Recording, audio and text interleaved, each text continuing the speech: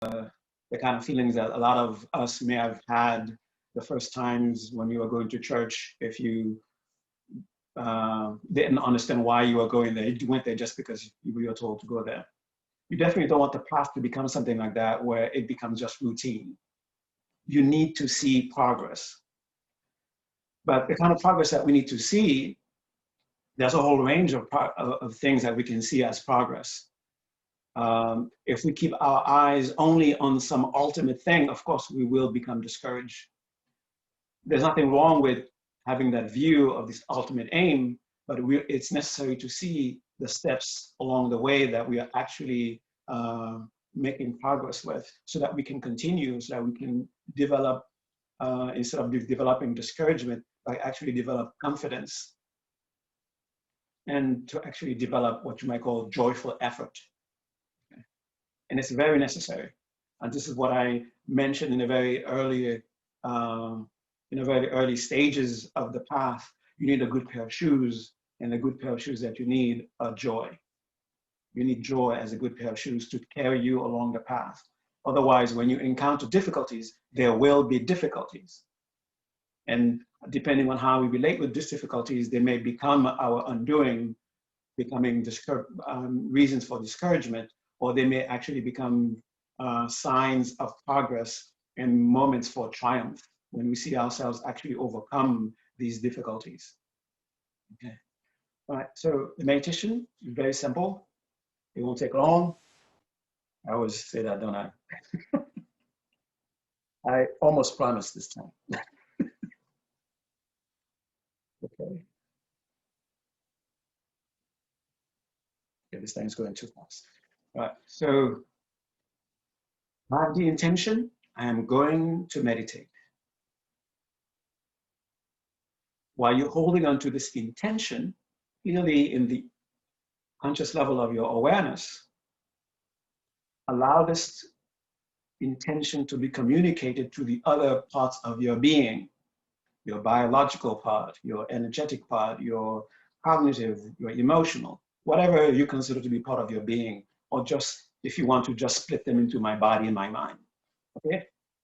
And just allow that intention to go into those different parts of you. Let them respond. And now you're just waiting. You hold the intention, I'm going to meditate. And what does it mean to you to meditate? What you are doing, you're accessing and abiding in ever subtle levels of consciousness. And how do you do this? Very simply put, by being present and by relaxing. Believe it or not, the term relaxing as to what you're doing, you don't really encounter that as an instruction until you're doing advanced meditation. Only then, when you're told, oh, by the way, you're supposed to relax. You should have told me from the beginning. Okay, so just, you're hearing it now, just by a sense of relaxing all those different parts that you are holding as you are relaxing them. Whatever you can start with. If you can only start with the physical body, then begin with that. And making sure the physical body is in a posture that feels conducive.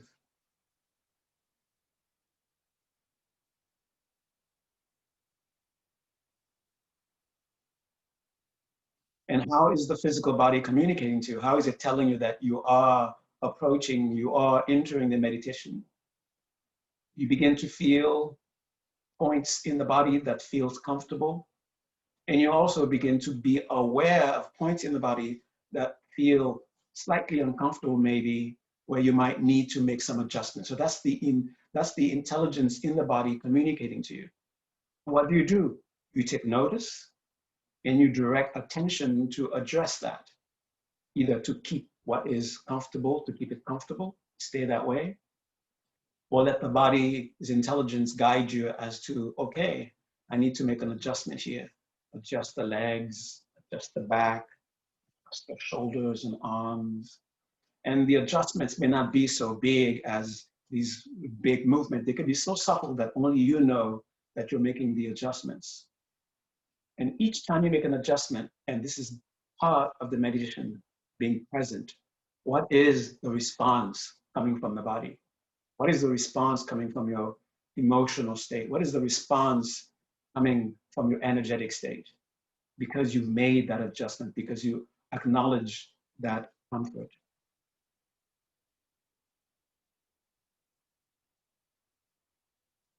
You want the mind to feel free. We don't want the mind to feel that it is being forced to do anything unnatural.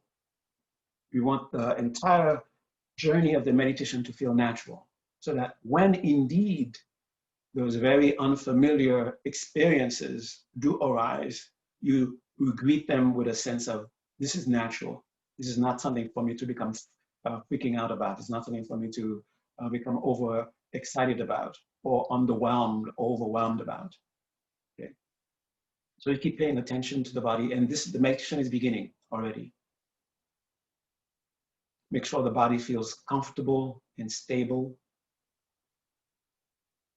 If you listen to that intelligence, it will guide you. It will give you advice how to achieve the comfort, how to achieve the stability. Keep making the little adjustments and keep going back to the body, almost asking, okay, are you okay now? Are you okay now? And how do you know the body's okay? You start to feel the comfort enhancing. You start to feel a calming taking place in the body. You start to feel a kind of a pleasantness in the posture. So you stay connected to that.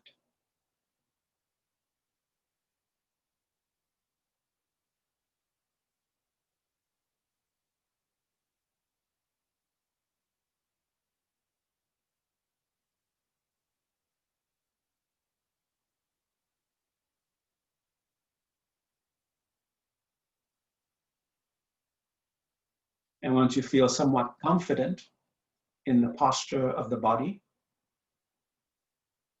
now you come to the breath. And the same way you notice signs in the body, you will also notice signs in the breath. And as soon as you notice something is slightly off, just by being aware of it, there'll be an automatic adjustment taking place. And be aware of this automatic adjustment taking place. How do you know? The sense of calm is enhancing. The sense of pleasantness will be enhancing. Very simple signs that tells us that we are indeed approaching and we are indeed accessing, we are indeed abiding in subtle levels of consciousness. And they do not be so subtle as to be overwhelmingly different than the awakened state.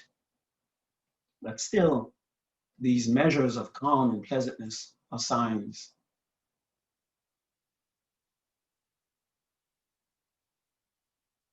And with the mind free, let your senses be free to pick up, to be aware of whatever it is that is coming to them. Without going out to hear anything, don't listen. Without, if your eyes are slightly open, don't look, but you see. Your skin is giving you information, but you're not feeling these sensations are being felt. So feel that sense of freedom that your mind has when you're not trying to force it to do anything. Stay in that sense of freedom. And to reassure your mind that this is good for us. You don't have to be afraid of going into this. You don't have to hesitate. Assure the mind of the safety that you're in. Connect with the sensations that tells you that your environment is okay. So feel the point of contact between you and your environment. The feel of the temperature of the room, and be aware of it and notice it's okay. I can trust it. Be aware of the point of contact between you and your seat. And notice the seat is supporting you. It's holding you. You can trust that. And you can let the body go. And if you let the body go consciously, notice you may slip a little deeper into the cushion.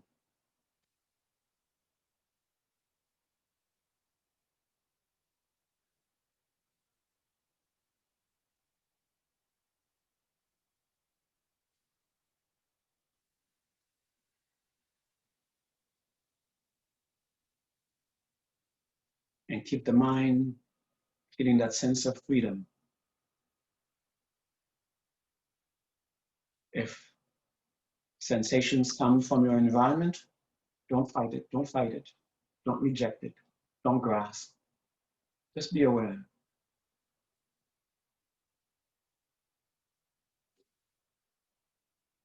Now let's make that conscious commitment to fully enter,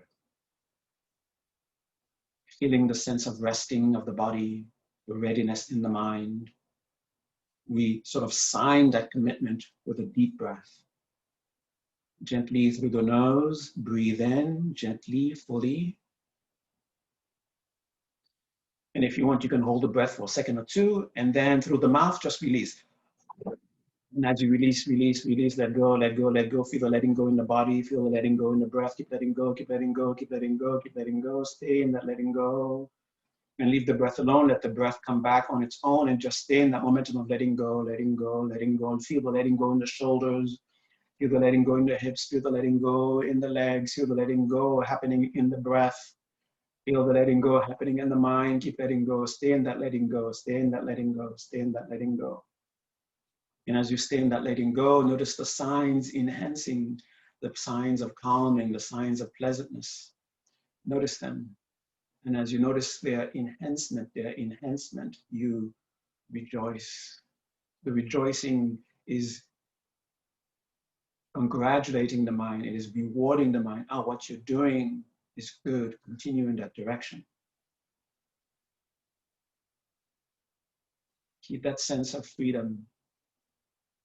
You're not afraid. You're not pushing away what comes through your environment. You're not grasping onto any specific experience, holding on tightly, afraid of losing it.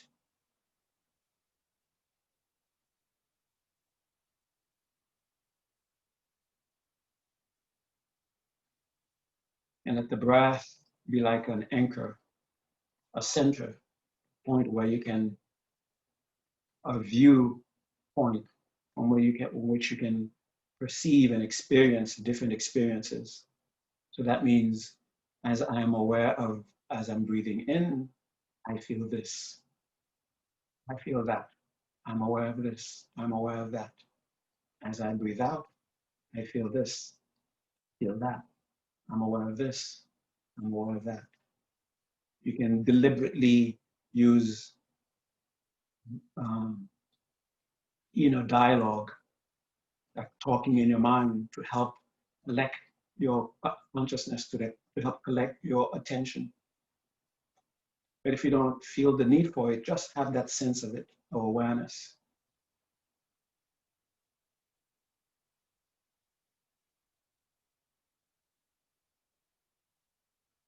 And because of that, notice two other signs having arisen, inner sensations making their presence felt. That's because now your mind is clearing up, expanding, because your mind is brightening.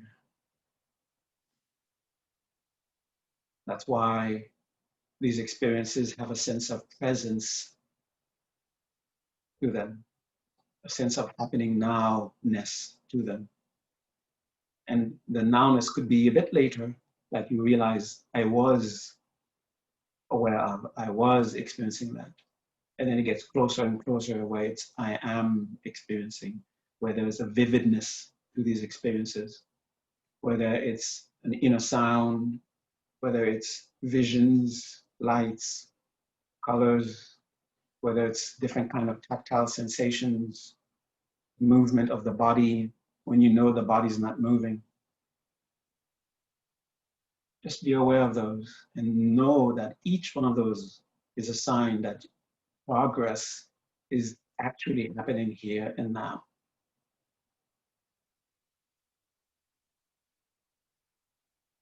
So while in this space, I have the intention now to stabilize this journey, to seal this journey going deeper and deeper. And the same way we sign with the breath, now we will sign with 3 full breaths, so 3 copies. So through the nose, staying connected to the measure of the depth that you are experiencing. If the sound is the strongest, stay hearing it. If the vision is the strongest, stay seeing it. If the tactile sensations, the various tactile sensations, that's what's strongest for you, stay feeling them. And you might be one of those who might be smelling something or tasting something. So stay with whatever the sign is, the sign that you have entered into a different, more subtle level of consciousness. Stay receiving it. And as you continue to perceive it, and with the intention to stay, you take a deep breath in through the nose, gently, fully breathe in, staying connected to it, staying connected to it. And again, through the mouth, you breathe out, and as you breathe out, let go. And as you let go, feel yourself going deeper into that. Let the sound get louder, let the vision get more brilliant, brighter, more vivid, clearer, crispier. Let the sensation get stronger, let the heat get hotter, let the warm get warmer, let the movement get more active. Whatever it is, let it get a little bit stronger, which means you went deeper. Your mind is actually clearer. That's why it is appearing stronger. Your mind is brighter. That's why it's appearing more vivid, more nowness. And notice the calm, calmer. Notice the pleasantness, more pleasant. And congratulate yourself. Rejoice, celebrate this. You went deeper. You're witnessing progress. And this is something that is difficult to witness. And we know it. And because we do not witness it, we are in danger of developing the demon of discouragement, where we either stall or not able to take ourselves further, or we eventually just take ourselves out of the path altogether and go back to our miseries. So again, for the second time, another deep breath. Now you reach a certain depth, stay hearing it, stay seeing it, stay feeling it. However you're connected to it, stay perceiving it. And then another deep breath through the nose, gently, fully. And through the mouth, breathe out.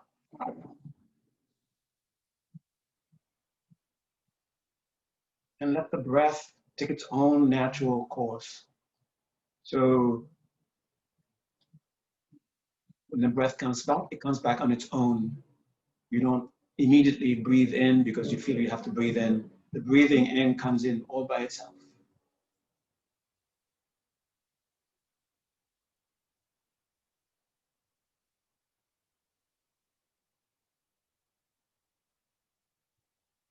And again, be aware of the level that you're in. Notice the loudness, the strength, the vividness. Notice the depth of any of the signs, to whatever degree, even if it's 0.01% of a depth that you'll be able to be aware of, rejoice. Now for the third time, another full breath, staying connected, stay perceiving, breathe in through the nose. And like you're diving into a deeper level, let go through the mouth. Let yourself dive, dive, dive, let go, let go, let go, let go, let go, let go. And let the breath come back again by its own. And be aware of where you are and just stay there. And this is the simplicity of the meditation. Just for the next couple of minutes, just let your mind go and rejoice. Here is calm in the body. It could be overall, it could be just in one part, the legs, the arms, the shoulders. And you may notice tension somewhere and you rejoice. That's clarity, that's radiance. You're aware of something that you were not aware of before. Now you're aware of it. That means your mind has expanded, has become clearer to make this an apparent experience for you. To rejoice and then this sort of bring into that point of tension, wherever it may be, the sensations of calm and pleasantness from the other parts of you, and bring them into that, as if you're in that space and you're turning your attention to the calm and the other signs in the other parts of you. And by making that connection, you become a magnet and you're pulling them into that space. Okay? And let your mind sort of go through each one, the calm, the pleasantness in the body, in the breath. And then because of the different sensations in the mind, in the body, whether it's sound, whether it's vision, and noticing the clearness, the vividness, the strength, and we reward yourself with rejoicing. Ah, yes, that's clarity having enhanced. That's radiance having enhanced. And that's the meditation, witnessing progress right here, right now.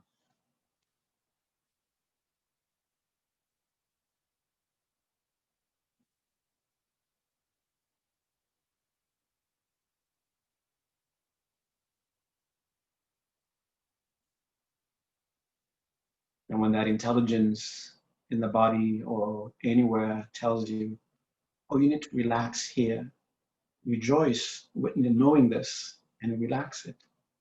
And witness relaxing it enhances one or a combination of the signs.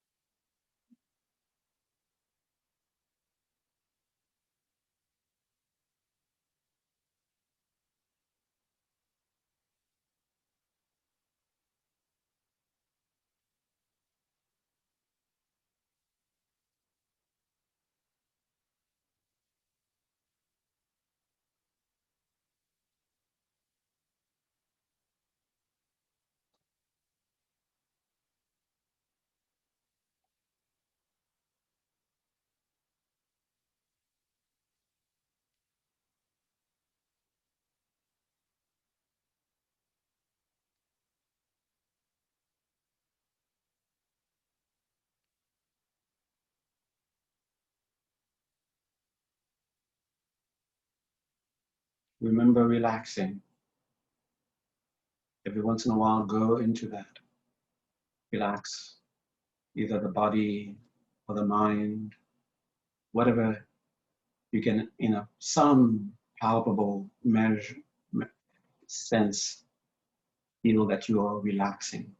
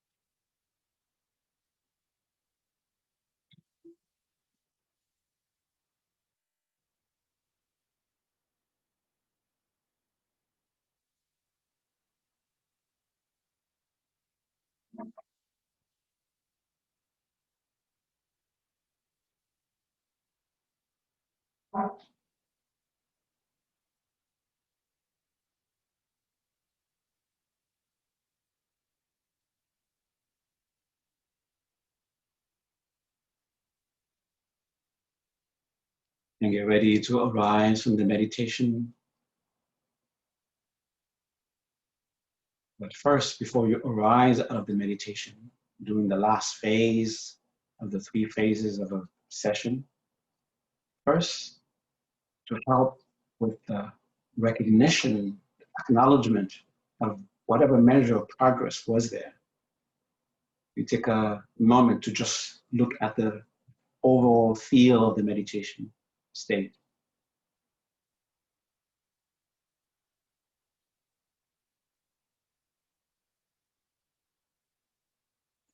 And as you are aware of that, rejoice.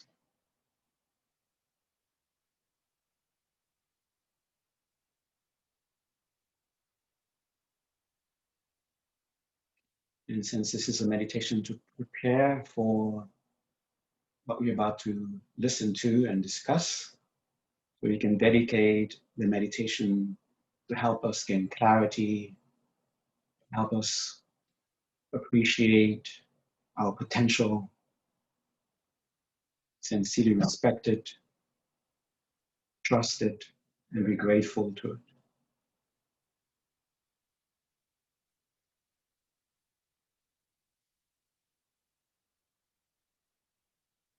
And with that, get ready to arise from the meditation in the same way we entered with a deep breath. We also come out of it with a deep breath. This time, try to feel and hear the breath.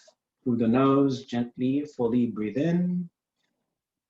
And through the mouth, breathe out.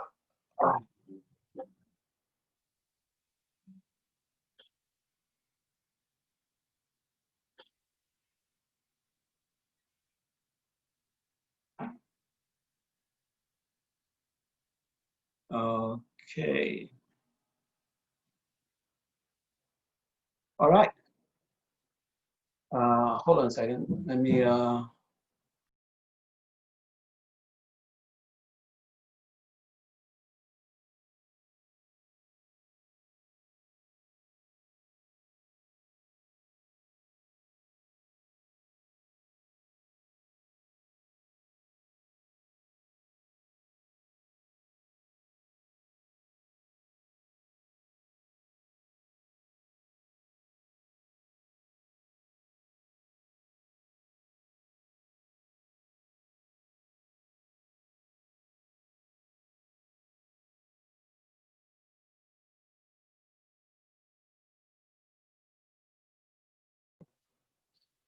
Okay. All right.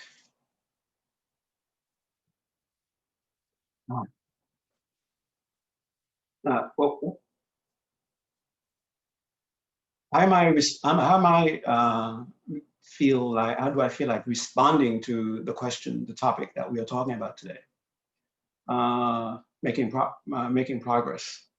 How are we making progress? How do we know that we are making progress? With a simple answer, and if you feel that was enough for you, then you can leave. But if you want to do a little bit elaboration on it, then you can stay a bit longer.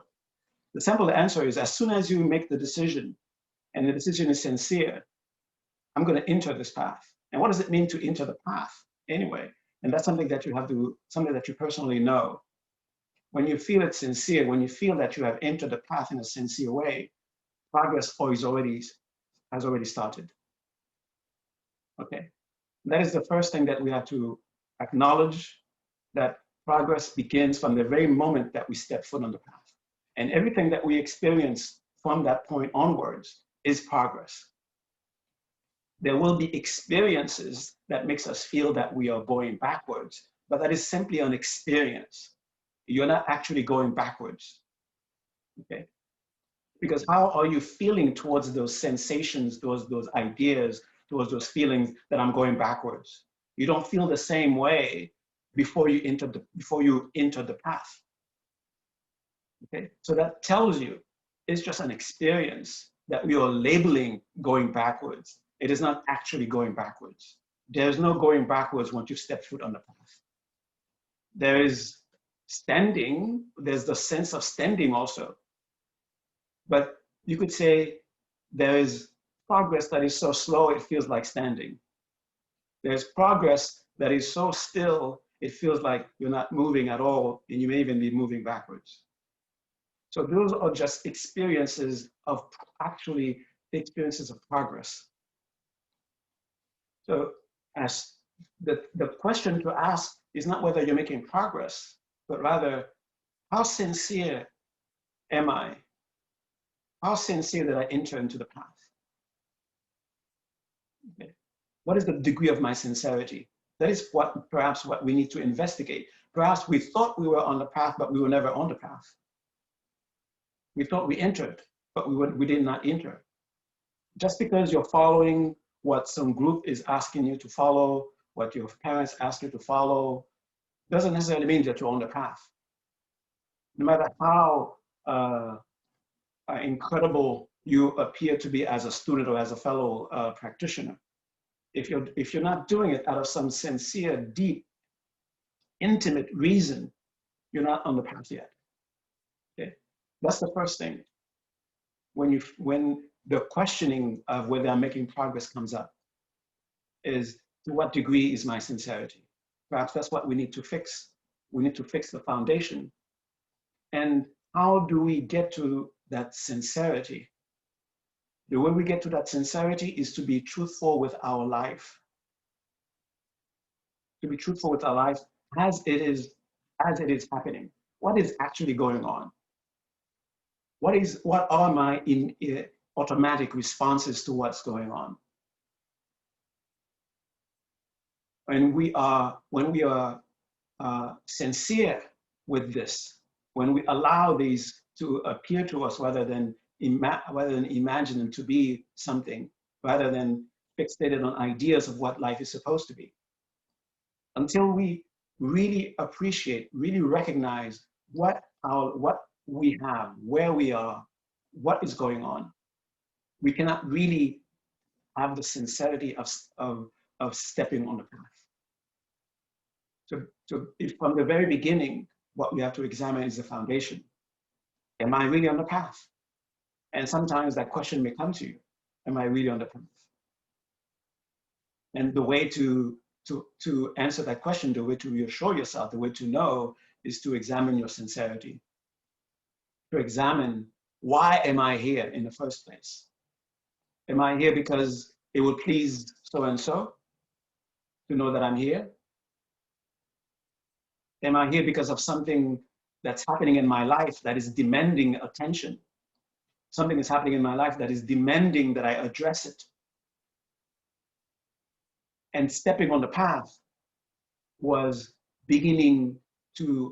is my initiation into really addressing what is going on, really taking a step towards that, what you might call the transformation. So the first step is look at your life, know what your life is, without judgment as to what is supposed to be there, what is not supposed to be there, but rather just look at it for what it is. What is supposed to be there, what is not supposed to be there, you will just know. The very things, the very experiences themselves will communicate to you, hey, I'm not supposed to be here, I'm supposed to be this way, or I'm supposed to be here, it's supposed to strengthen me. And you just approach it. And if you are feeling discouraged, oh, there's so much of this, there's so much of that, how am I gonna deal with this? Am I gonna ever overcome, how am I ever gonna come out of this? Then you're not quite on the path yet. Okay. Yes, you can have an experience where it feels overwhelming. That is not exactly what I'm referring to, that you're not supposed to have overwhelming experiences. You can have an experience that is so overwhelming, but it's not overwhelming because you're creating ideas about it, but rather because you're really experiencing it. You really understand its overwhelming nature. And because we are sincerely aware of its overwhelming nature, at the same time, when we are present with it, there is this sense, there is this wish to go in a particular direction, to take a certain step. And it is in trying to take that step, that's where we can say we are on the spiritual path. Okay. If you recognize that from the depth of your being, I don't quite know what is going on. I don't quite know why, but can't really say how it should be or it should not be, but there's something quite not right here. If you don't recognize a sense of there's something quite not right here, then the spiritual, you're not going to be on a spiritual path. And what is it that could be not right here? I'm not talking about this kumbaya kind of thing. Everything's all right. Everything is already perfect. I mean, that's some sort of philosophical thing that we're not here yet. Okay, some sort of abstract.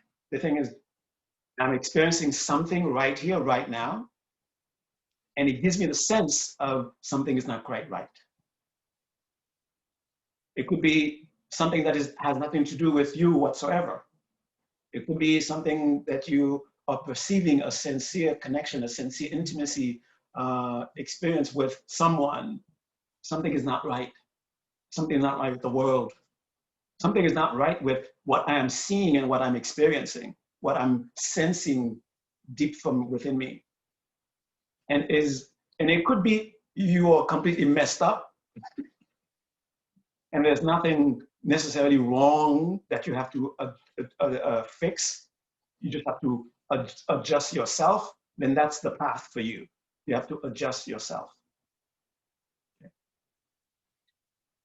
So when you feel that sense of something is not quite right, and you feel, you could say, a sincerity in the sense of you don't know where it's coming from. You have no idea. The sense of I can do something about it, or I need to do something about it. And you have no idea what it is yet. But somehow you feel that if you go along a certain path, if you go along a certain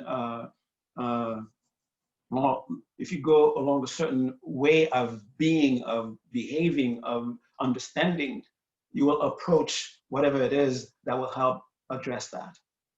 That will help you bring about a sense of rightness to whatever it is that you're experiencing. And it should not be it should not be an idealized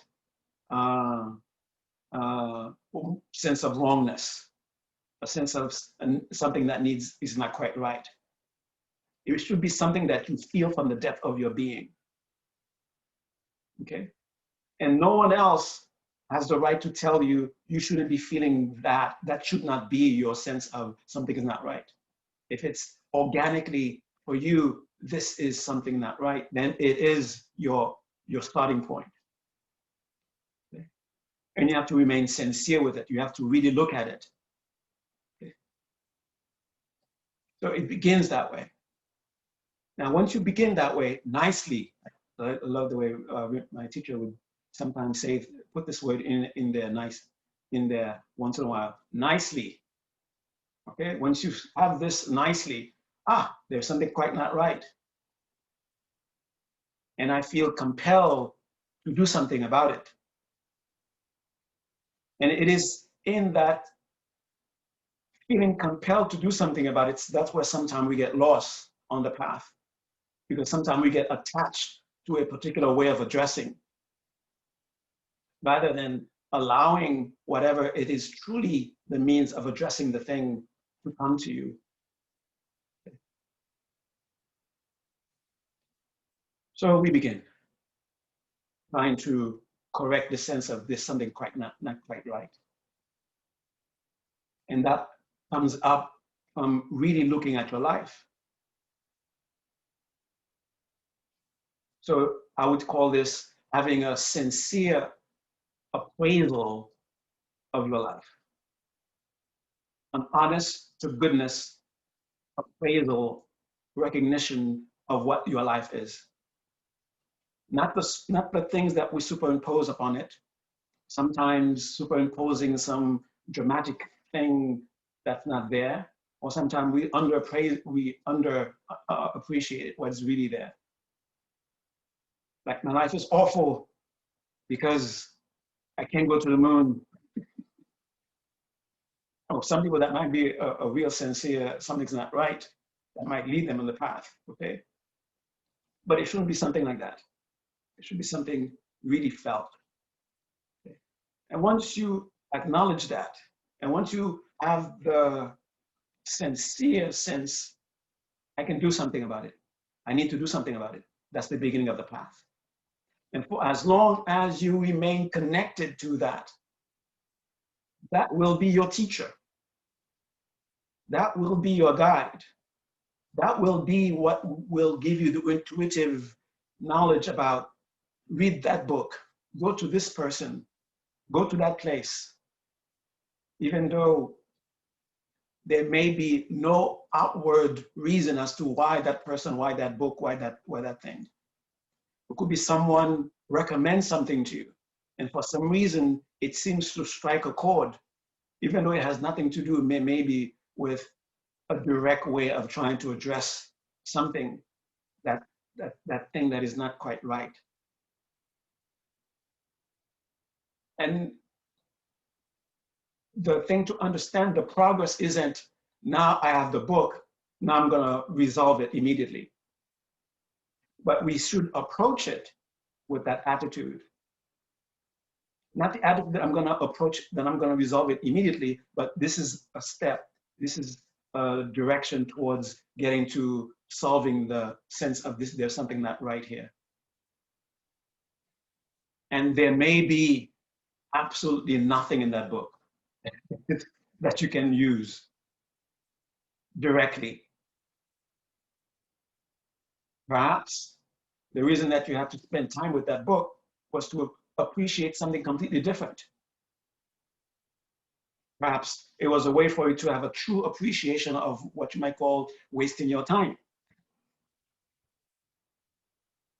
Okay, and that's a progress. Now you really understand what intrinsically, what it means to waste time. It's not just an idea that you have in your mind. It's not just your imagination. It's not just making things up. It is sincerely, I understand what it is to waste time. And that is a valuable lesson you just learned. Okay? Perhaps before you engage in that activity or reading that book or going to that or doing whatever, there was your intuition was speaking to you, but it wasn't loud enough. You weren't sensitive enough to that intuition. But you went with the ability that you had, and now you learned your lesson. So it's not that you make a step back because you wasted your time, but rather now you made progress. Now you really have an appreciation, just like you have an appreciation of something is not right, and it is sincere, it is vivid, it is intimate. Now you have that same level of intimacy with what it means to waste time. And now you will apply a lot of being very careful with opportunities that you will become very sensitive to elements that will be wasting your time elements. You will be sensitive enough to know, and because you know from the depth of your being, you will not be attracted too much to them. Okay, so that's the lesson there. So that's progress. Now we have to break it into different elements. What are the different categories? What are the different aspects of your being that will be signs of the progress, that progress is being made? There are, how are you in your relationship with life? There are signs of progress being made there. How are you with your relationship with life? How are you with really refining that very initial step of what I refer to as a sincere appreciation of what your life is, what is actually taking place in your life, where you are able to extract just imaginations, just ideas, and then what is actually taking place. We may have the fantasy, oh, I'm the worst person on the planet. That has nothing to do with reality. Calling yourself the worst person on the planet, and you perpetuate it, and it gives you a good sense of ego. Look at me among all the people in the world. I am number one in being the worst person on the planet. That person. That's a kind of an ego. That has nothing to do with reality. But there might be experiences connected to that you're not looking at. Okay, but you have to you have to have a sincere appraisal of what is actually taking place. You really know these are strengths, and to actually, for you to know that how is it that they are strength? In the same way that you came to know that was wasting time. You have to know these are strengths. These are qualities to be enhanced. These are qualities to be nurtured. And you have to also equally know, not with any kind of egotism, but these are actual faults. These are actual habits that are no longer necessary. I'll put it this way. And the reason I put it this way, that habits are no longer necessary, whatever habit that we have ingrained within us, especially those which are spontaneous, we did not acquire them necessarily to waste our time. We acquired them because there was a moment when we were convinced they were helpful to us. Perhaps they were helpful to us back then and no longer helpful to us now, and we have to recognize that they're no longer useful. So whatever those things may be, maybe anger served you at a certain point, and now it's not serving you. Now you have to sincerely look, is anger really serving me, or is it not serving me? And it could be serving you. It could be fulfilling a purpose for you at some juncture in your life. But you have to be sincere. Are you just attached to it, or is it actually sincerely helping you? And the same way with any kind of emotion, any kind of state of being that you're experiencing, you have to really know. And what determines something to be useful or not useful is not whether it is put in the category of good and bad by society, but rather, how is it sincerely helpful to you? You may need to be quiet, because that would be very helpful for you in terms of progress. Or you may need to be loud, because that may be helpful for you in terms of your progress. So it's not that being silent or being loud is a good thing or is a bad thing, but in what way is it sincerely helping you?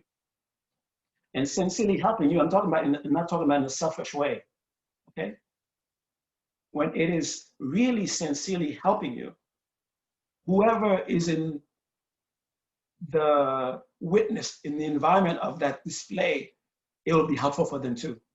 It will be helpful for them to witness you being quiet, or it will be helpful for them to witness you being loud. Because if it's really helpful to you, it will be helpful for all. That is, you could say, one of the definitions of helpful. And helpful to them doesn't necessarily mean that they have a pleasant experience. It could be that they need to have an unpleasant experience, just like you needed to witness yourself, oh, that was wasting time. Okay. So that's a sincere appreciation of these are my good qualities. These are the qualities that are beneficial to me, that I need to enhance right now. And these are the qualities that I have with me that I need to begin to let go of, because they no longer serve me. But with the attitude that, not with the attitude of, where is he? Is he here? No, he's not here. Okay, so I can say it.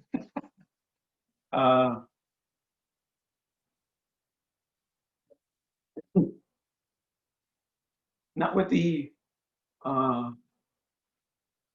way back then, around the time, when most of these spiritual traditions were coming up into the world, civilization throughout the world were living in a state of where conquering was some sort of virtue.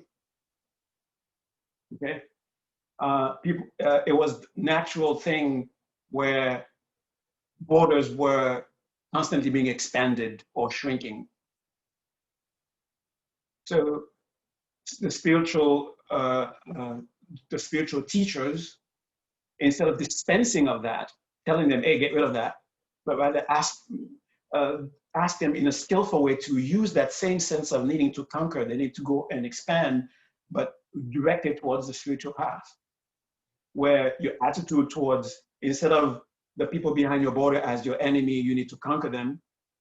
So you still have that same attitude of the necessity of needing to conquer you, because you were brought up with it. You had no choice because that's the environment you were brought up in. You take it in. Now look at those qualities that are not serving you, see them as enemy. And then the same sort of natural way you would attack enemy, attack those qualities. So that warrior sort of attitude was cultivated towards the spiritual path. But you can say nowadays, I say pretty much borders are set. Okay, still people are having difficulties into establishing, okay, exactly what border is what border, but there isn't really the sense of, there isn't really the general thing of, okay, let's go invade so-and-so so we can have their land. Okay, never mind. That happens, but it's not happening with the same sense. It's not happening with the idea, let's go conquer and make it part of us and get rid of those things there that we don't like, right? But rather, there's the sense of border, at least for the average citizen, is sort of intact. So everyone now, perhaps way back then, everybody, the border expanded, and over time, everyone in there became included as citizens, right? They're part of this one nation. So they're no longer enemies, right? So in the same way now, perhaps the attitude that we should have towards those parts of us that are no longer serving us, rather than having the attitude of warrior, if that doesn't work for you anymore, if it works for you, then fine, use it. But if it doesn't work for you anymore, perhaps you need a different attitude than the attitude of, this doesn't serve me anymore. There was a time it may have served me, but at this moment, in this time, it's not serving me. Maybe in the future, I may need it, but right here, right now, I have to acknowledge that it is not serving me. And I have to now begin to disassociate, begin to disentangle. Okay. So that's the second category for us to witness whether we are making progress. To what degree are we real, basically, with what is going on with us? Are we holding a lot of imaginations as reality? And the imagination that I mentioned could be, I'm the worst person on the planet. I'm the worst meditator. Yeah, some of you have had the goal to make that lion statement, as though somehow your mind has gone and surveyed the entire universe, and then witness the state of meditation of everyone, and then come up with the conclusion, bold conclusion: among all meditators, I am the worst. That's a bold statement to make that is based on not much of having perceived any truth. Okay, your meditation is not where it's supposed to be. But it doesn't mean that you're the worst meditator in the world. You don't have to make yourself the worst meditator in the world in order for you to have some sense of some progress. Okay, I'm not be a good meditator, but among every meditator, I'm #1 in being the worst. Okay, some kind of ego trip. Okay, and the opposite also can happen. Okay, all right. So being real. So the first one was relating with life. How we relate with life. The second was how we relate with our world as it is.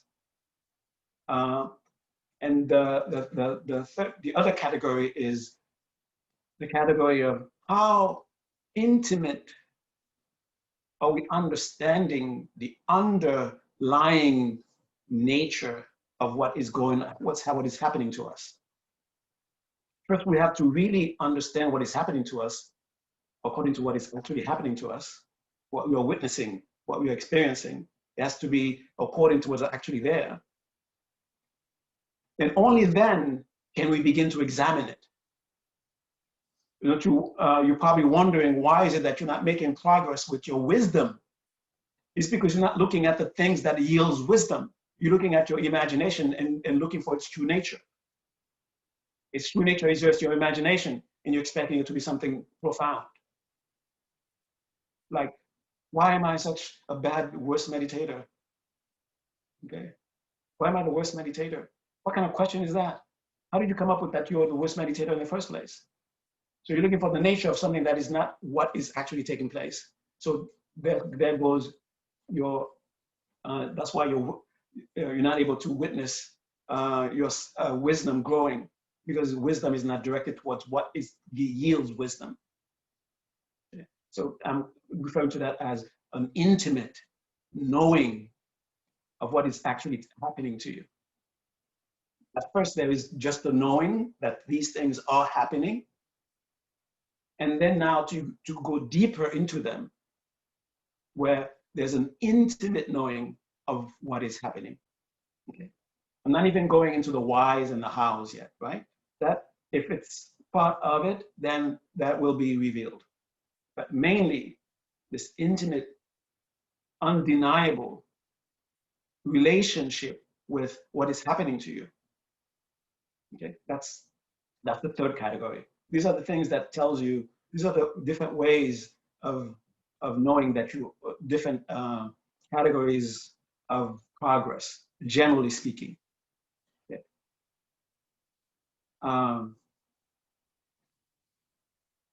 And so for the first one, relating with life,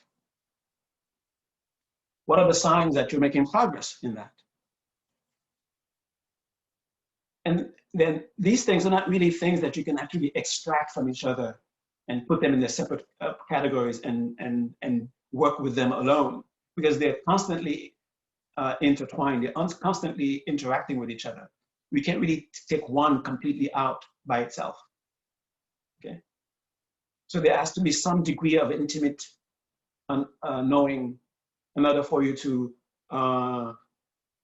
have a way of relating with life that is according to how life wishes to be related with.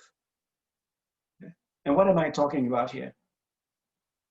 And I'm putting in these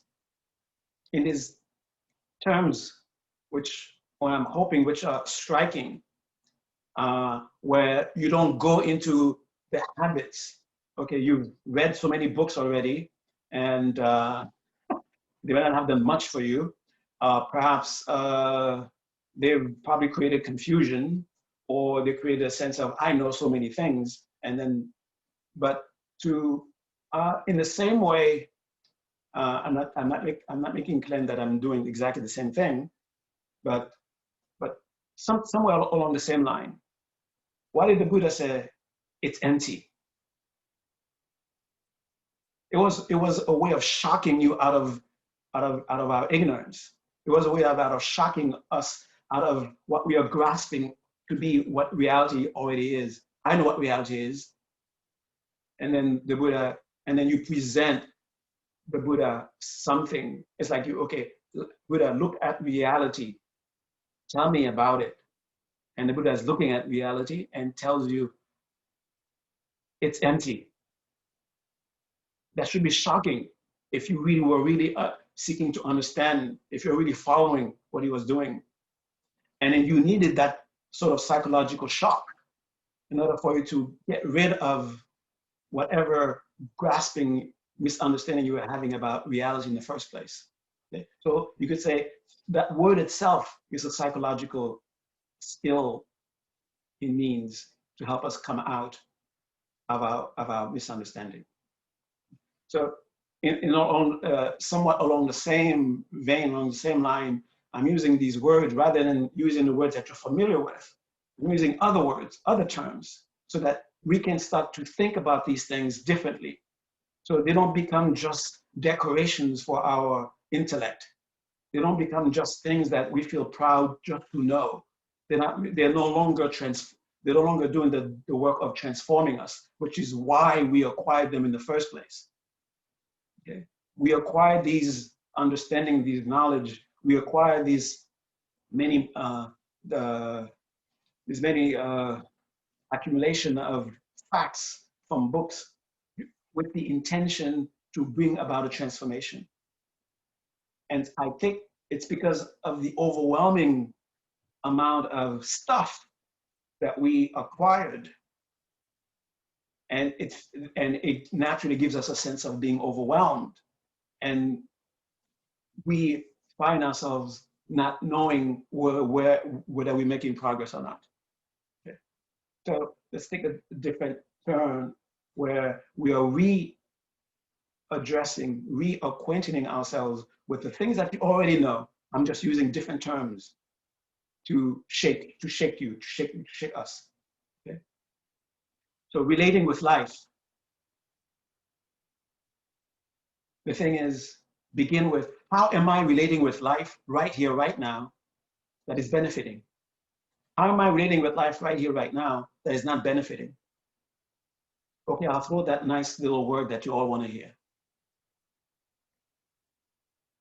The closer, the more you begin to express how you relate with life from compassion, from love, that determines that you're making progress.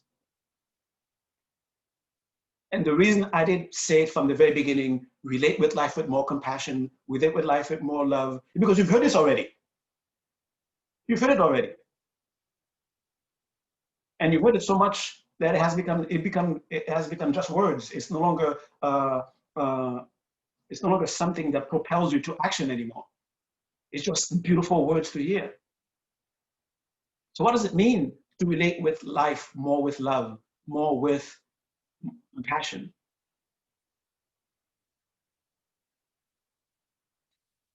If you simply be with life, it will show you, it will demonstrate to you what is at play, what is at work. The very essence of relating itself is a display of you could say a physical display, a substantial display of love. And the same with compassion. If we look at life, compassion is not some feeling to decorate life with. Love is not some feeling to decorate life with. It's not some accent color to put on life. But that's what life is. And the more we become attuned with life, the more we will just naturally love. The more we will just naturally have compassion. We will not have to force ourselves to have love. We will not have to force ourselves to have compassion. It will just naturally flow from us because we're just witnessing, just looking at life. That's what it is. That's what it's flowing to us. That's what is the very composition of what makes us up. That's what allows us to even be. And what I'm saying now sounds like something that, well, it's not what I'm feeling. But if you really look at life, you will see that that is what is happening. That is what is going on. I'll give you a very simple example.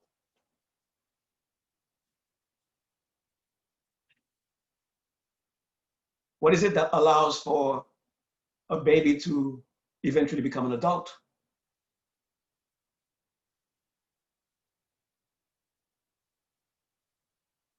An interrelating with someone who is concerned about its welfare.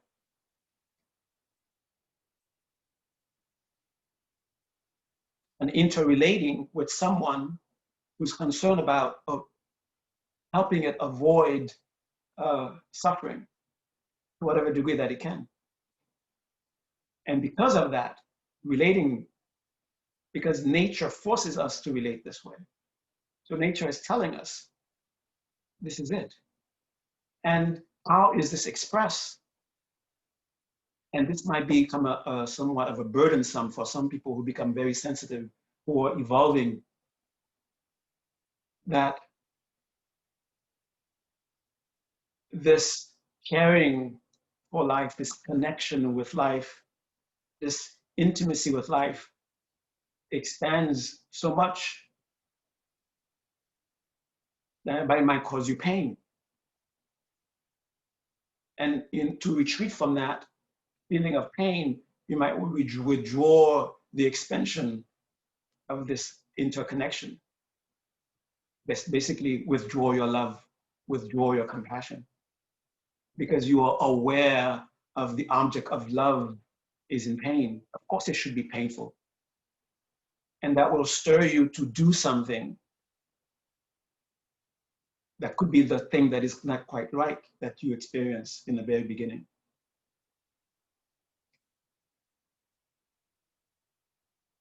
And you find yourself fieryly concerned about things. You're concerned about life in general. Life, you see it as a sacred phenomenon.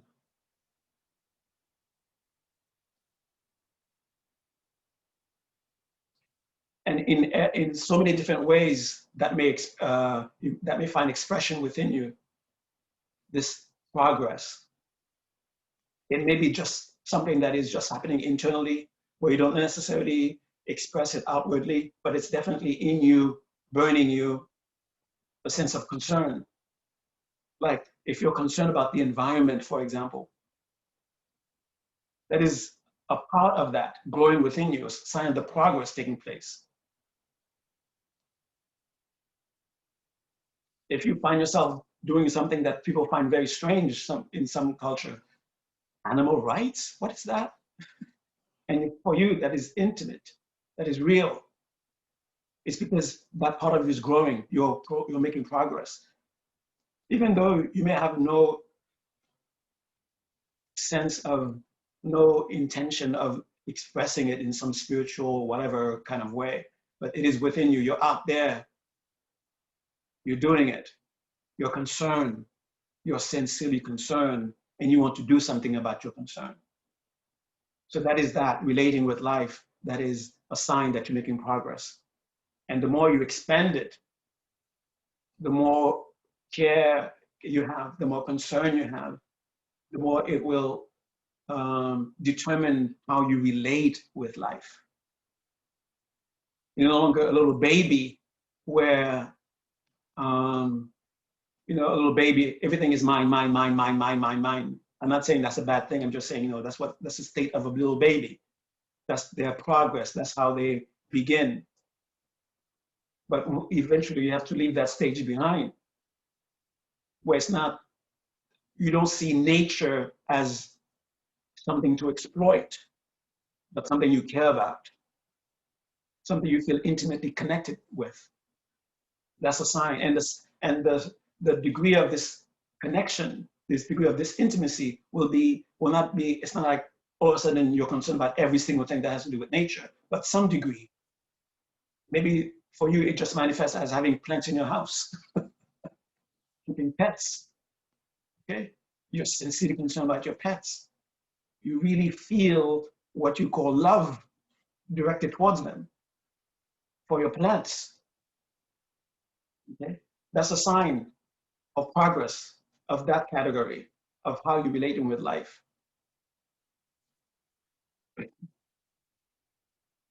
And you begin to realize the need of community. At the same time, there's a sense of, I may have to do this alone. It's a strange thing to experience. I may have to do this alone, but at the same time, a sense of need for community.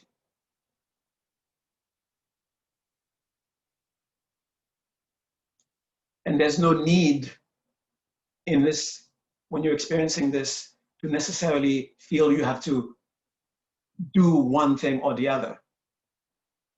Just know that this is part of the progress. And some days you're very much into, I need to be myself. And some days you need the need to be around others. You don't have to try to decide which one you should be doing or not be doing. Okay? It's just part of the progress. Some days indeed you need to be with others, and some days indeed you need to be by yourself. Okay? And these two will gain strength and will almost seem to be battling each other. And because of that connection with life, you feel drawn to others. But when you are with others, because of that sincerity of your love and your compassion, you do witness your lovers in pain. And that is painful for you. Of course, you don't want to be drowned in that. And that's why you feel the need to withdraw, not because you're afraid of it, not because necessarily you want to, I don't want to feel this again, but perhaps it could be because I wish I could do something, but there isn't anything I can do right now. And I really want to do something. And you don't need to immediately know what to do, what not to do. It's you need, the part of the progress is that feeling. Okay. It's the very same thing that I point to sometimes as a sign of evolution. Imagine two people walking by someone who is in distress. One of them goes by that person. It's like, I don't know, looking at a paint, look at a, what do you call it? What do you call that thing? Something on the wall. Paint on the wall? Paint drying on the wall. Okay. So looking at paint drying on the wall. Nothing interesting there. Nothing that draws anything from them. And someone else who passes by and sees this person in distress, and this person is as if this person was just hit with something and they are in pain. Are you telling me the person is in pain is less evolved than the person who has no reaction whatsoever? The person is in pain, and the more in pain this person may be, could be the sign of how much of a progress this person has gone through, has made. And in that progress, they have not yet made contact with resources to be able to be of aid, of assistance at that moment. And that may add to the pain. So when you witness something that pains you, and it pains you not being able to do something, and you find your mind in this search for something that you may not never find, that is a sign of progress. It is unpleasant. And because it is unpleasant, you may want to withdraw, you want to retreat. And I remember doing that. I must have been, I was called too sensitive when I was young. Because it was just out of control.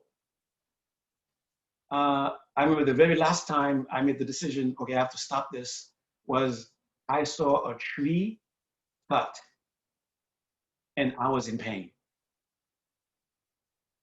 And I couldn't bear it. I couldn't bear to see that tree harmed.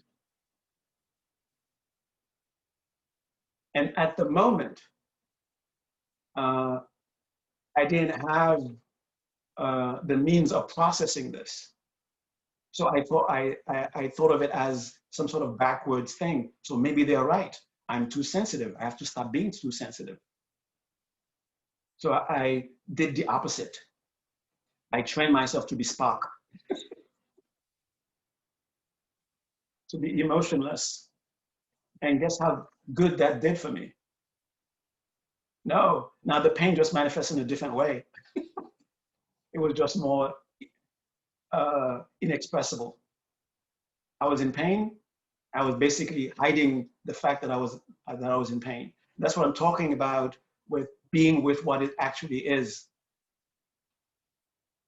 If we train ourselves to hide these kinds of experiences, we will become very, very masterful at hiding from ourselves what is actually happening. Like I was in pain and I was pretending, I had the idea that I'm not in pain. And these pains, of course, was multiplying because I was not paying attention to them. I was not addressing them until one day, of course, they blow up. That means once you begin the process of being sensitive, it doesn't just stop. You can block it from your awareness that there is this sensitivity within you, but it doesn't mean that you've somehow destroyed it. Somehow you've erased it from your being. So you will be more sensitive. Because that's what is happening. Your consciousness is expanding, and it's a very sensitive fabric. As it expands, it takes in, becomes aware of more and more, more and more, more and more, more and more. And you will be in pain as you continue to grow when you witness pain, when you witness someone in pain. And the thing to do at that moment is to know that that is a sign of your evolution, that is a sign of your progress. That very mechanism, that very process that makes this your experience of being in pain, in witnessing pain, is the very thing that will connect you one day to the means of actually taking care of actually addressing the pain. That is what will take you to the knowledge. That is what will take you to the wisdom. That is what will take you to the set of behaviors that will actually take you to one day, here's pain and here's what to do about it. But before we get to here's what to do about it, we just have to bear the fact that we will be in pain and not be able to do anything. And let that pain instead be a fuel for aspiration. May I be able to do something about this? And focus on that rather than focusing on there's nothing I can do, there's nothing I can do, and let that become a way of discouraging, a way of making you experience unnecessary sadness, useless sadness.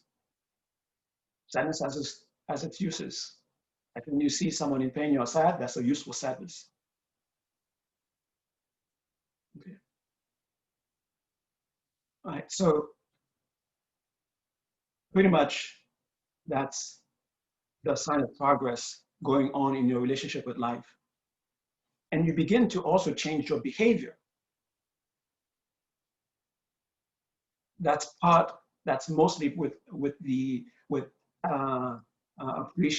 appreciating and assessing what is actually happening with your life.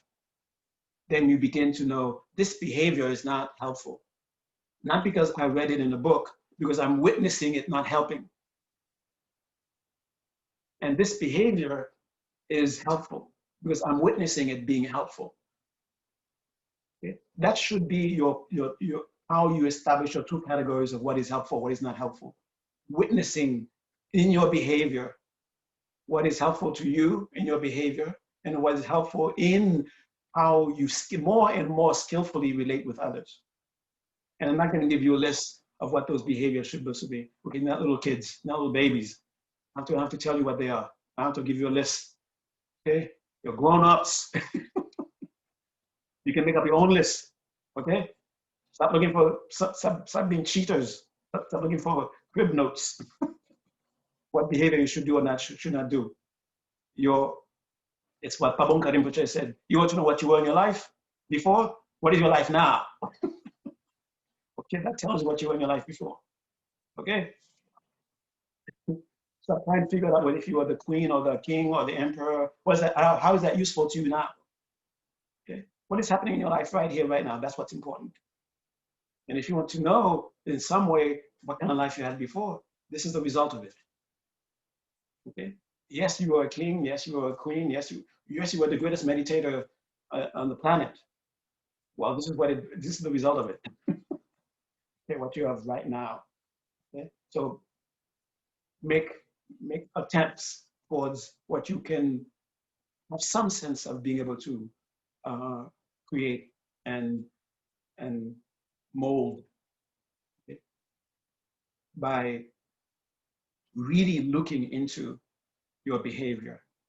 What is it that is beneficial in my list, in the behaviors that I have, which is beneficial, which are not. Okay, and let that list be sincere.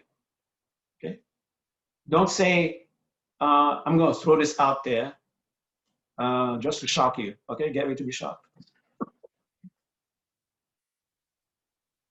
Don't say, okay, throw out anger. Okay, because all the books say throw out anger. But what is your relationship? What is your relationship with anger? What is your relationship with anger? Is it dysfunctional? Are you witnessing anger giving you dysfunctional experiences? Is this why you're saying I should throw it out? Perhaps you have not quite established a proper relationship with anger yet. Perhaps you need it. You need some adjustment in your psychology where anger is necessary for you. The thing is, don't be attached to anger because it is helpful for you. And don't be attached to getting rid of anger because you have no idea, because it was not helpful for you. Right here, right now, it's not helpful. Right here, right now, it's the thing I need. Okay, you don't believe me? Go read Milarepa. You always need somebody who wrote a book to give you confirmation that it is true or not true. Okay, go read Milarepa. Okay, he will tell you. Okay. All right. So that's what I mean. I'm not giving you a list. Okay. Your list may include in what is beneficial. Anger could be there. Your relationship with desire, maybe dysfunction in the sense that you better work with it. You don't believe me? Should I list other people now so you can believe? Is that how you're going to believe it when I list some high person who says yes? What makes it yes? Just what makes them say it is something to be yes or not? Because the world has decided that they're yes people. How did they come up with it? How did they come up with it? How did they come up with this is yes, this is no? They were sincere in their practice. They were sincerely saying this was not good for me. So that's what you have to do. Be sincere in what is happening. Be sincere in what's going on, so you can say this is not good for me for now. Okay, that's where the attachment comes in. Okay. So you begin to take on behavior that is actually helping you. You begin to take behavior in how you're relating with yourself, in how you're relating with others, because you're witnessing these behaviors are actually beneficial. Well, how is it that they're beneficial? Remember what we started with? How did we start along this long path in the first place? That sense of something is not quite right.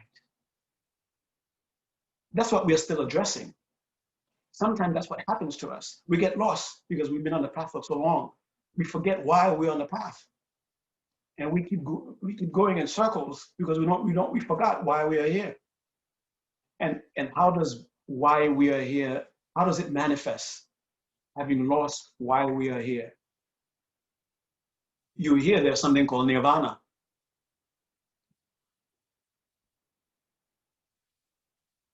And everyone says, hey, you better go after nirvana, man. But nirvana sounds good. But it's not something that you're feeling from the depth of your being. It just sounds good. People say it. So you keep going after it. So that's my path now. My path is going to nirvana. What is nirvana? I don't know. They say it's good. And it's a good thing to say, especially when you ask that question. No, your nirvana is addressing that doesn't feel right. When you equate nirvana with addressing that, then that's your nirvana. That's nirvana for you. When it has no relationship with that, Perhaps you need to go out into the world and become overtake what's his name, Jeff Bezos. Perhaps you need to go out into the world and do whatever you need to take to do, of course, along the line of respecting life, and overtake Jeff Bezos and become the world, I don't know, richest person on the planet, become a first trillionaire. I think there's already a trillionaire in India, a trillion pakas, of course. But the first trillionaire in terms of dollars. It's not so much that $1 trillion will make you do this and that, but the very process that could be part of your spiritual path. You may end up having to throw the entire $1 trillion into the ocean once you've accomplished it. But for you, it was the path of getting there. That was how you address that thing that doesn't feel quite right.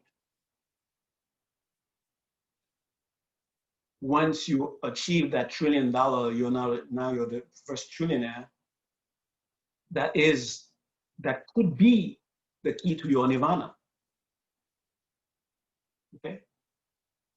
So just because a bunch of people are doing this and that, and they're saying that's the right thing to do, that's the spiritual thing to do, you doing them doesn't mean that you are following your path.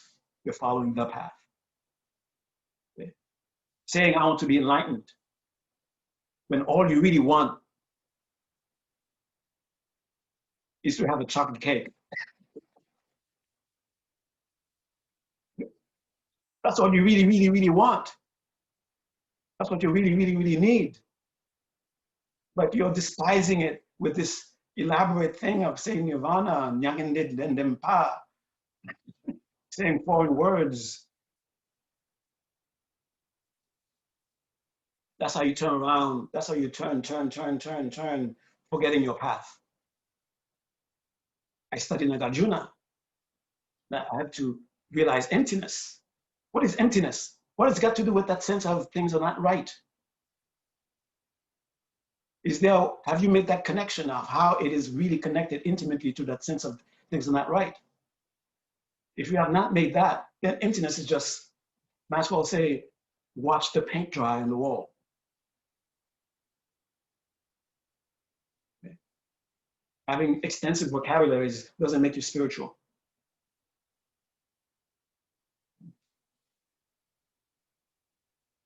What is actually taking place?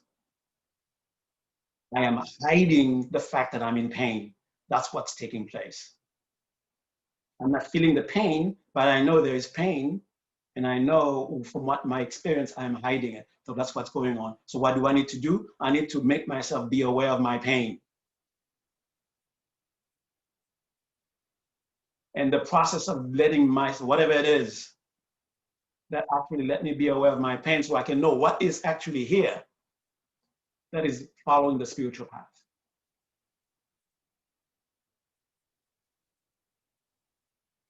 And when pain is right here in front of me and that's what's happening, that's not what I'm imagining, then I can go have an intimate relationship with it, have an intimate knowledge of it. And that's how I gain wisdom. If you think wisdom is going to come to you when you're in some sort of nice place, on top of a mountain somewhere, by a beautiful garden, everything is nice, the food is nice, the people there are nice, and now you have nice things, now wisdom will come up. No. If you're not even aware of what's really going on, if you're not really aware of what's actually in front of you, then there's no way of wisdom arising. There's no way of making progress towards wisdom. So what is the progress that you're acquiring wisdom? Slowly, slowly, you start to know, this is what I have, this is what I don't have. And it's real, and it's reflective of reality. And it could be that I am hiding a lot of things. That's the reality right now. The things that are here are not evident to me. I am hiding them. I'm hiding my good qualities because I think that, people have that. They hide their good qualities because they think they might People might be jealous of them and they're afraid of the jealousy, or they think that I have to hide my good qualities so that I don't uh, shine too much, whatever the reason may be. And to the point of hiding the good qualities where you're not, it's not like you're being humble. You're already blind to your own good qualities. You've done such a great job, you've actually become blind to those good qualities. And when you're able to say, oh, that's a good quality, that's something that serves me, and you don't become boastful about it, you're making progress. You're approaching wisdom.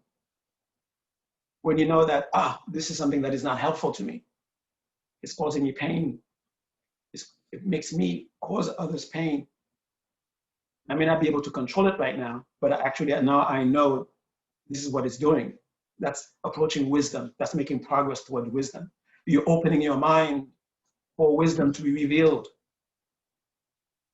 And to put it in a very new age way, you're opening your mind for the universe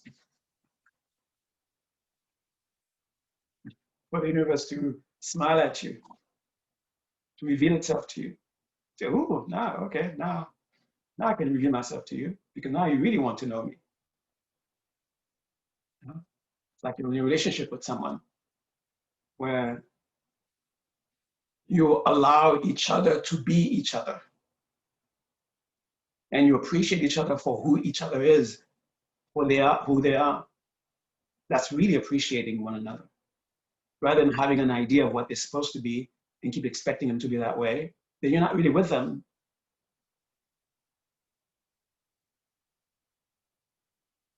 And you can never stay in a relationship where you're not really with the person. You're really with the ideal of what the person is supposed to be. So there goes the relationship. It's not real. It's fake. Eventually, it will crumble.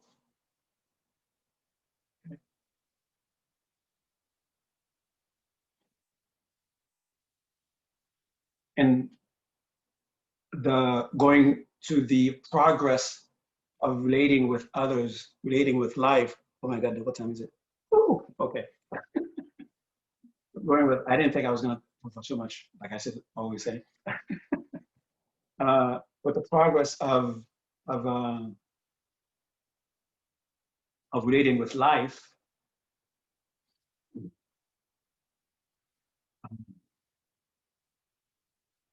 one of the signs of that is actually taking place is that when you acknowledge there is fault here, there are uh, um, goodness, there are things that are of goodness here, and it makes you able to appreciate others. They may not have the same faults, they may not have the same goodness, but you recognize the general state. It's just a pile of fault, pile of good qualities, some of them hidden, some of them obvious, and we are going on along the same journey. All right, so to sort of round this up, so I've already told about the signs of the different categories of the path that's taking place that shows you're making progress. Now, one of the ways of cementing, establishing the resources that you need for each of those categories to have progress is the meditation part. When are you not making progress in meditation? When you're not looking at your meditation, when you're meditating. When you're not looking at your meditation, when you're meditating, you're not making progress. When you're able to witness your meditation as you're meditating, you're making progress. I'm not going to tell you stupid things like first bliss, second bliss, third bliss. What's that? Has nothing to do. What's that? That's nonsense. There are 9 rounds, 9 stages, 27 subcategories. What does that got to do? How is that helping you? You really want to have those things be intimate part of your meditation? Observe your meditation as you're meditating. Okay? As long as this is taking place, you're making progress. It is that which will make you sit. If you're worried about, did I reach the 21st level? Is this the subcategory A of level 2.75? And you have no idea of what's happening in your meditation. You're not meditating. How are you going to make progress?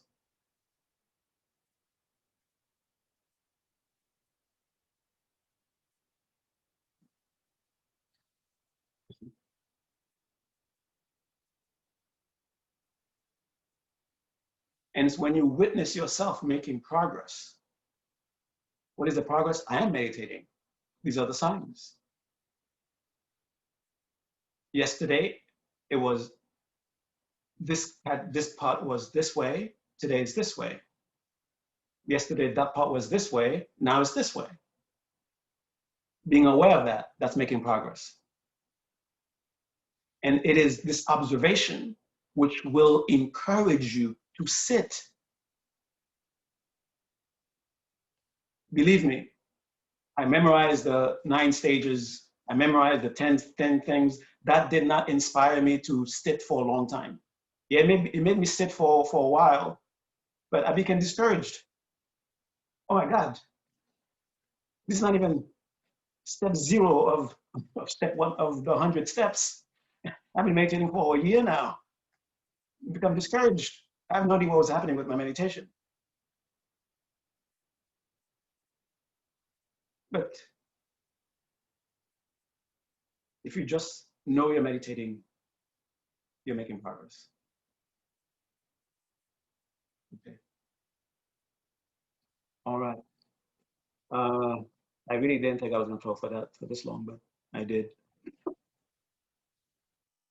I touched the meditation part. So what questions do you have, if you have any? Comments do you have, if you have any?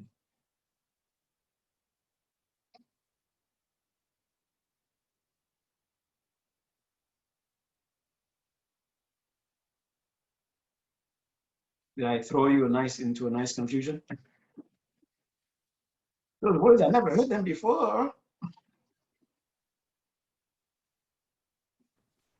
What was he talking about?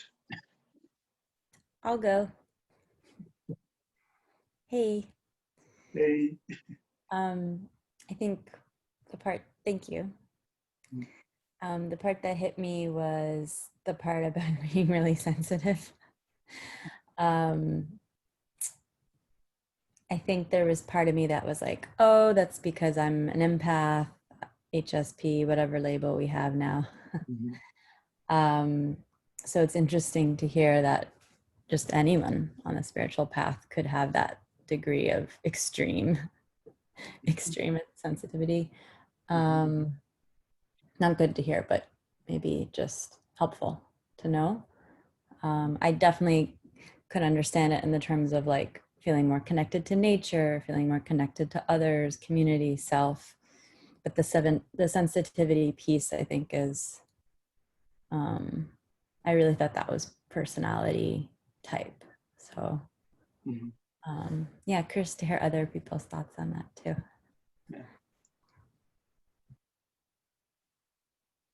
Yeah, some people do. Some people always say more empathic than others. It doesn't mean that everyone, but that is one of the signs. For someone else, it could be something else that is expressed more as a sign of their progress, rather than the empath one. And the sensitivity can be expressed in different ways. One way is what you might really call the empathic kind, and there are other ways of also of that deep degree of sensitivity can manifest also. But empath is one of them. And when that is happening, the thing to know is that you're not being punished. I know people who are sincere empath. They think it's because they are aware. I mean, the word is messed up. If the foot is messed up and you're empath, you're going to be aware of the messed upness. And that's of course, because you have compassion, you have love, that's going to be painful to experience. And you might think of it as a curse. Some people think it's a curse rather than it's a sign of progress. Somebody else has a question? Yes. Something coming? Yeah. Hi, my name is Hila, by the way. I don't actually know you. I'm a friend of Sangeeta, and she, Ah, yeah, and I'm from Los Angeles, and it's just been such a blessing to see you all and to hear your incredible wisdom. It kind of connects to what was just asked, and it also has to do with a lot of the time what I hear you say about the idea that the sense that something isn't right. I'm not exactly sure how to word the question, but a lot of time through meditation and also through just living meditation, the simplest answer for me always arises, it just has to do with my interpretation. mm-hmm. Yeah. But a lot of times then I think, well, is that delusion? Is that fantasy? Because the solution is always very simple to me. And Mm-hmm. maybe the feeling is still bad, but Mm-hmm. the solution is I just need to shift my interpretation. Mm-hmm. And nothing Yeah. really needs fixing or correcting. Mm-hmm. Well, the nothing that needs fixing or correcting is what you thought. If it is indeed the perception that needs to be shifted, then what needs to be corrected is the shifting of perception. That's what needs to be corrected. It's not necessarily what is being perceived, but rather the perceiving entity. That's where the change needs to take place, a shifting of perception. And uh, the experience, what you might call the result of having reached where there's no longer a sense of something something is wrong, you will arrive at when it is what you might call a lived experience of where the perception has been shifted. When that was what was needed, that was what was giving the feeling of something wrong, the perception was not shifted. And your path is shifting perception. Okay? And yes, and yet indeed, in that realization, you're realizing that it's not that what I'm perceiving that needs to be corrected, but rather the perceiver needs to be shifted and be corrected. So that's the path. Thank you.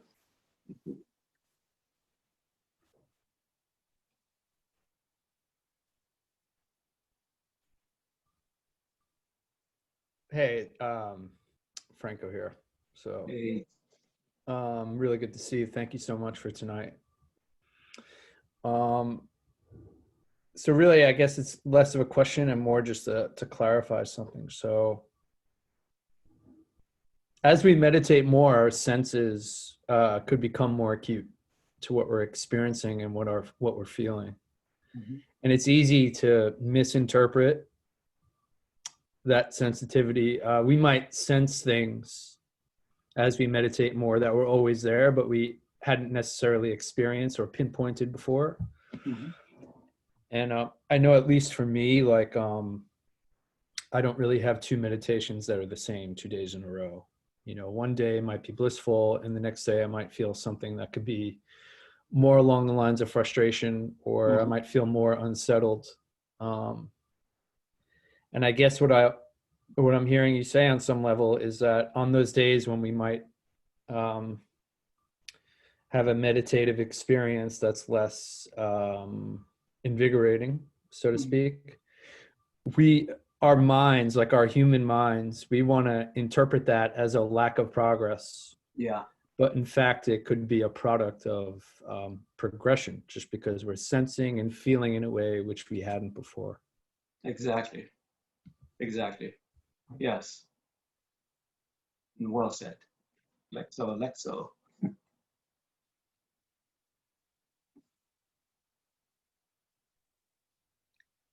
And Phuntsok, in your Yeah. opinion, hey, is it possible to come off the path once you've entered the path?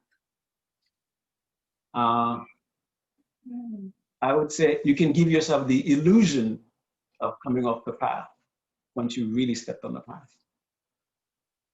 It's like, well, they've used that expression before. I can use it here too.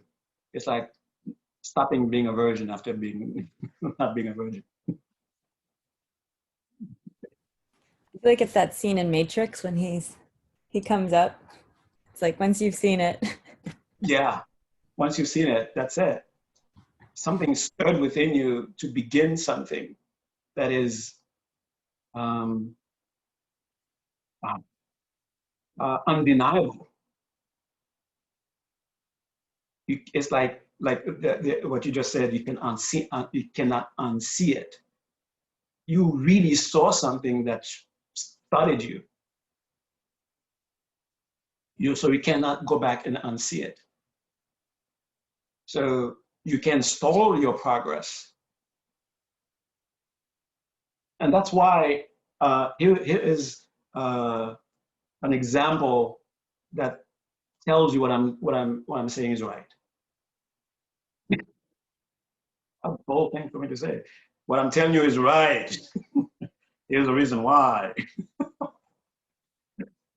Okay. Something that you probably didn't think about. For those of you who know the life of Milarepa, right? Milarepa. Supposedly, here's this person who committed all kinds of atrocities, killed people with the worst kind of motivation whatsoever you can think of, revenge. And somehow that person got on the path and then reached enlightenment. You think he wasn't on the path before? You think it's really that easy that you can be the worst murderer on the planet, not being really on the path? And then all of a sudden you say, okay, I'm gonna be on the path now. And then within that short period of time, going from murderer state of mind to loving all beings, and then you become enlightened. If that's how it really works, and this is very discouraging for me. Because I've been on the path longer than Milarepa.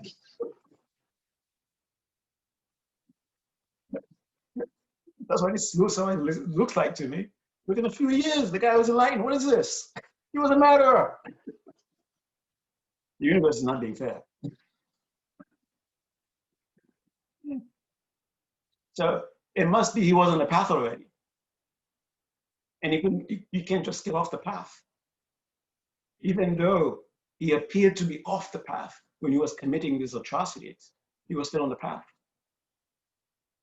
That's why he was able to reconnect when he decided to, okay, this is the direction I'm supposed to be going, and he went there.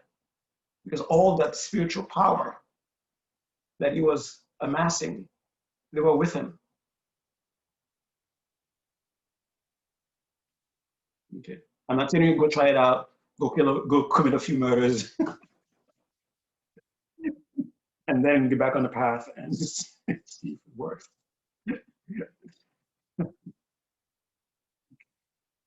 So that's the example that I take, that you don't really get off the path. I have another question.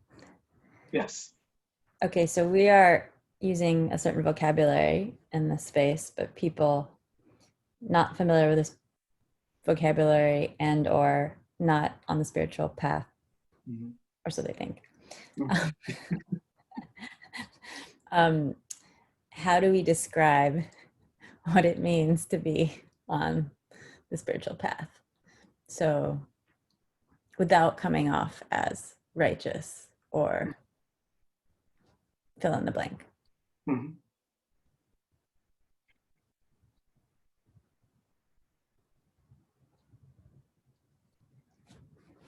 When you really care about what's going on and you want to do something about it. and you want to do something about it in a way that is meaningful.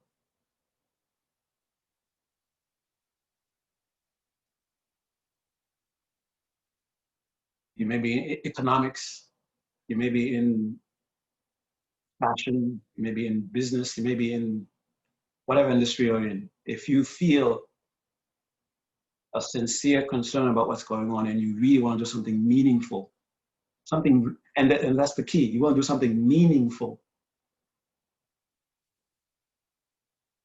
and you're open to what that could be, and that you already established, this is what's meaningful, I'm going to shove it down everybody's throat, they better make it, they better accept it, but you're open to it, then you're spiritual.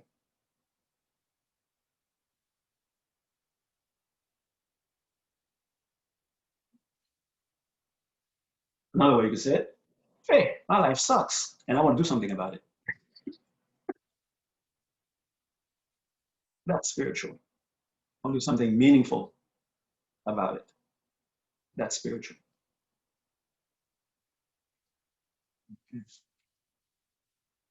All right, it's a little bit past the time, and sorry I didn't really leave time for questions. And I'm very happy to see some faces and some faces I haven't seen in years. My goodness. Can I ask something? Ah, Terence, yes.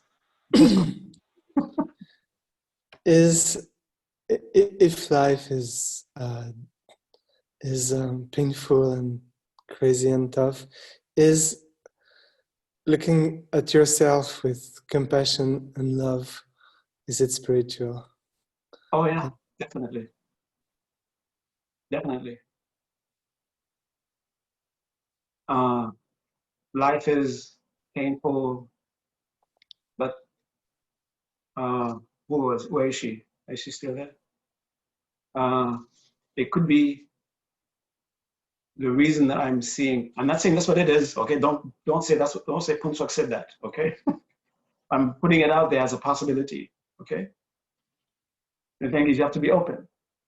Okay, if you're not open, then you're not being spiritual. If you think that this is the answer, I'm going to force myself to make it the answer, then you're not being spiritual.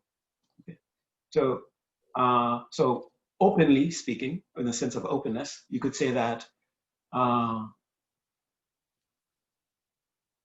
perceiving life as painful.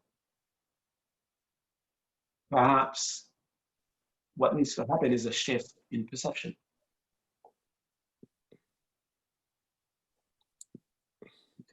It doesn't mean that because the perception hasn't shifted yet, life is really not painful and you're just seeing it wrong. That's not what it means. It means life will continue to be painful until if what needs to be done is the shift of perception that needs to be done.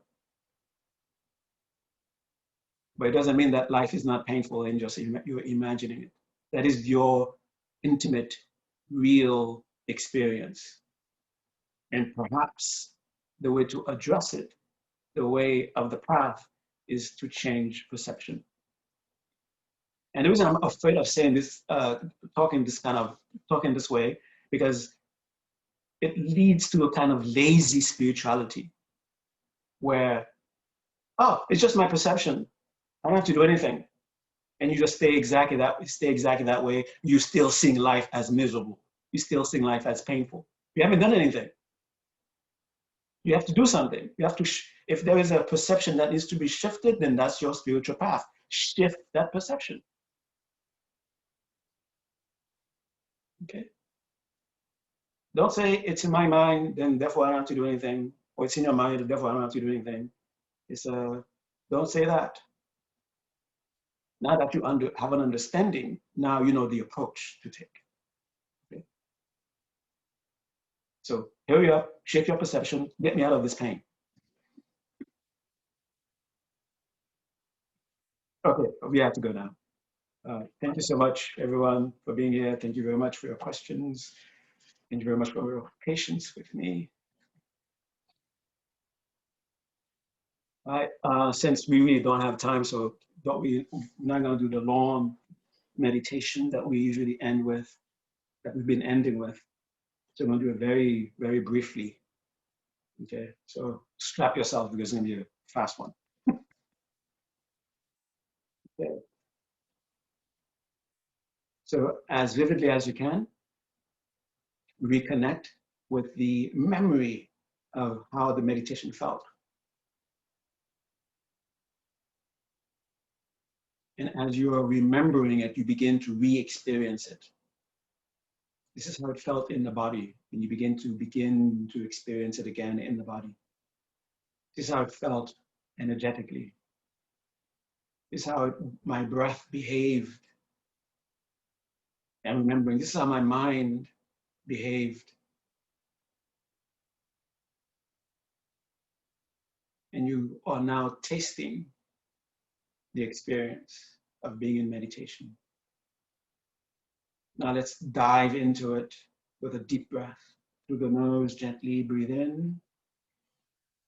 And through the mouth, breathe out. And let go, let go, let go, let go, let go.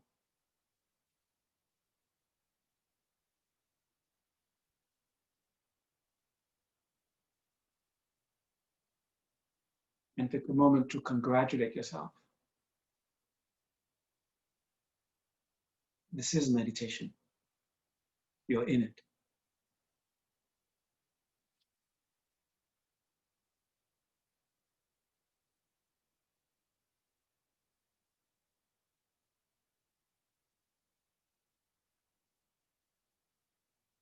And very quickly, have the sense of us being an entity, and each individual is a part of that us.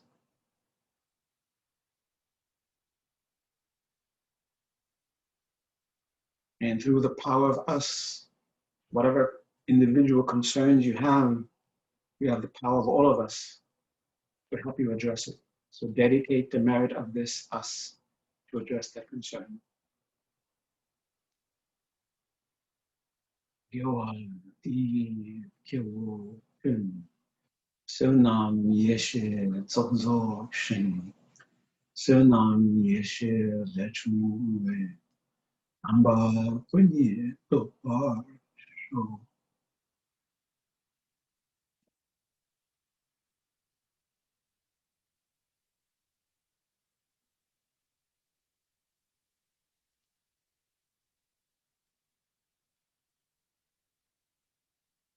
Witnessing yourself in meditation, rejoice, found the pleasantness to whatever measure, to whatever degree that they are present.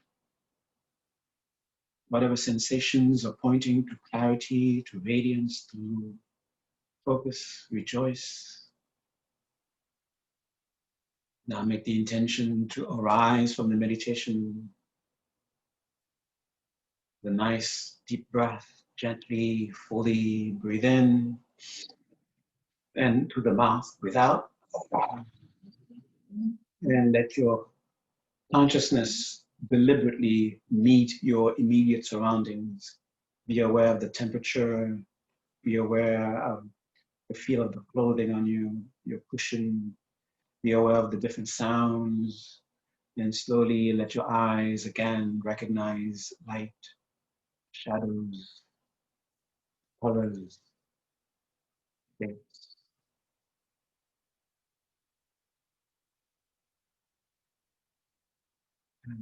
Thank you. Thank you, Phuntsok.